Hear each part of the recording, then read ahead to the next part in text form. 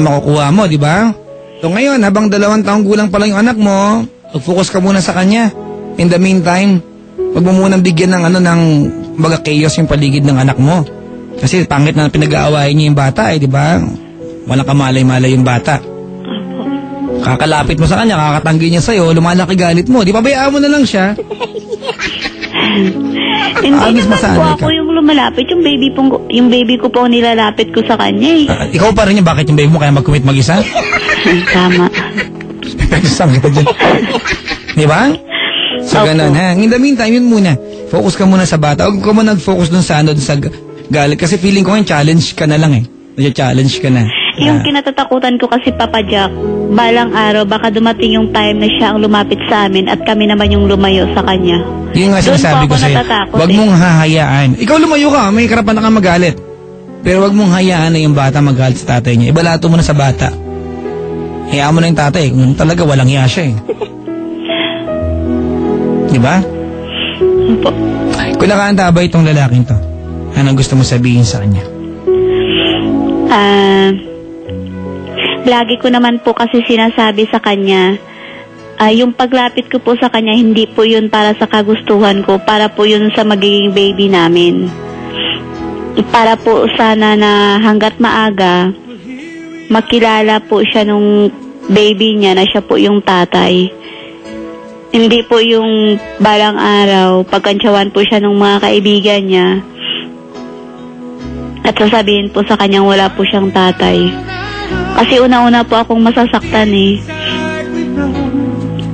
Kaya, kahit po ano po, Papa Jack, ay lagi ko po siyang tinetext na gusto ko po, Papa Jack, na magkaayos na po kami. Yung, Papa Jack, hindi ko po talaga na hinahabol sa kanya yung relation na yun eh.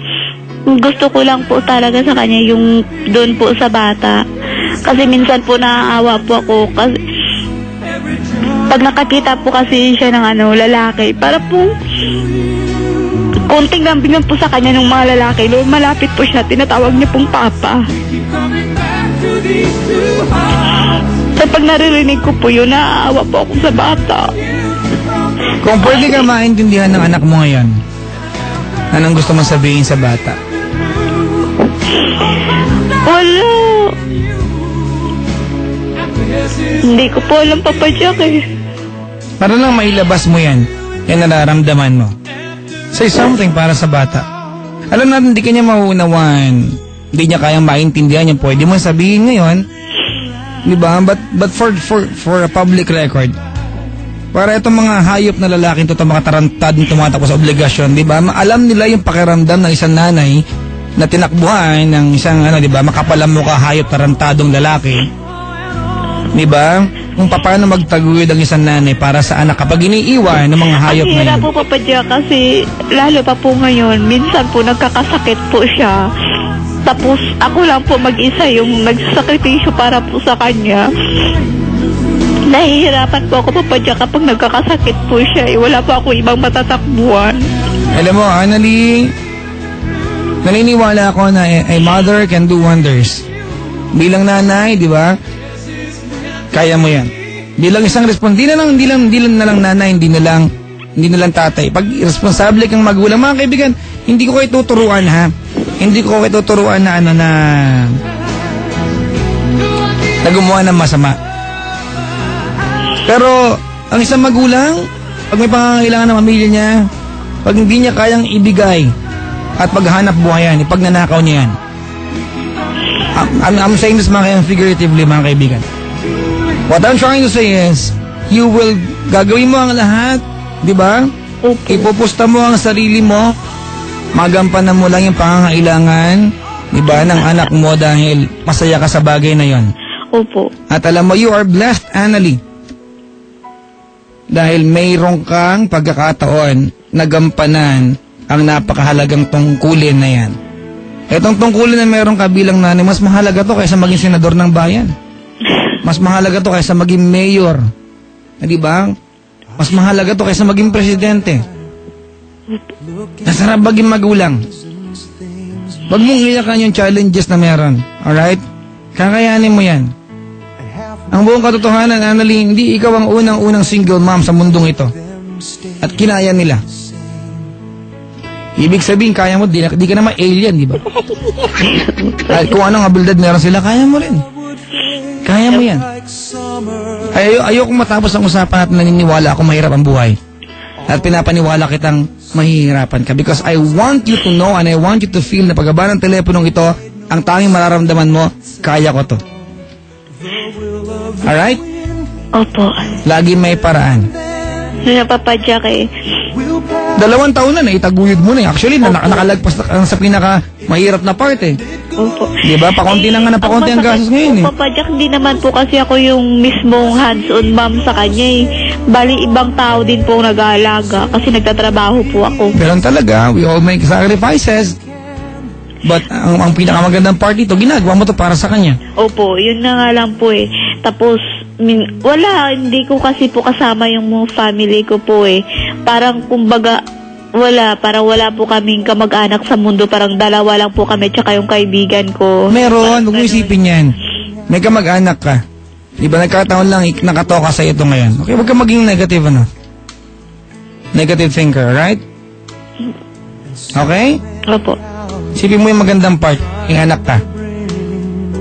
May pantanggal ka ng pagod pag pagod ka na sa hanap buhay, tama? Opo. Maraming salamat sa pagtawag, Annalyn. Thank you, Papa Jack. Alright. Anong pangalan ng lalaki ito? First name?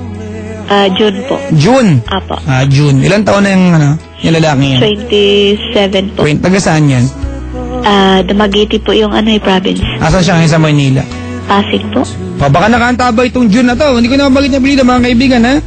Pero kung hindi ikaw, huwag kang mag-react. Pero kung ito yung June na taga Dumaguete, natatay ng anak ni Annalyn, pre ha, baka gusto mong gampanan. Diba? Yung tungkuli mo bilang tatay. Diba? Kasi, ewan ko lang, tarantado ka eh. Pakahayop mo, demonyo ka. Diba? Wala lang mga kaibigan. Sabihin, ang tapang-tapang ni Papa Jack, sinasabi ko lang po, diba? Yung iniisip nyo na rin.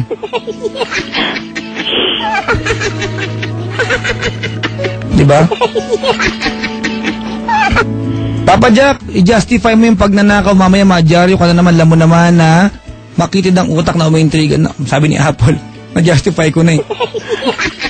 Diba? Sabi ko mga kaibigan, ang isang mabuting magulang, hindi man pagkain paghanap, pagnanakaw niya yan. I'm not saying na magnakaw kayo, pero ganun tayo, di ba? Sometimes we do extreme para mapangatawanan lang yung ating obligasyon. I'm not saying na magnakaw kayo. Sinasabi ko lang po, ganun mga kaibigan, ang pagmamalasakit sa isang anak, ang isang mahal sa buhay.